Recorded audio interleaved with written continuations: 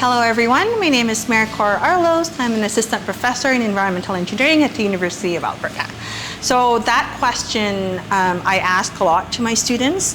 I often ask them what happens when you flush the toilet, and most of them would say, it miraculously disappears, but that's not actually how it happens.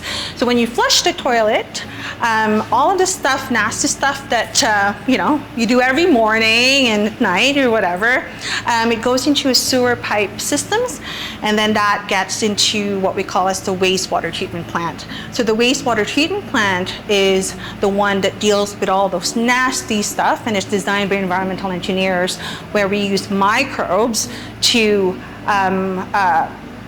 treat some of these compounds that we release on a regular basis. Then they go into multi-level treatment.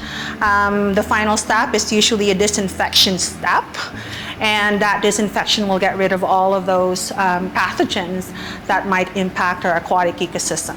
So then after the UV disinfection, it goes back down to the river, and then it flows all the way downstream until another community uses that as their drinking water source.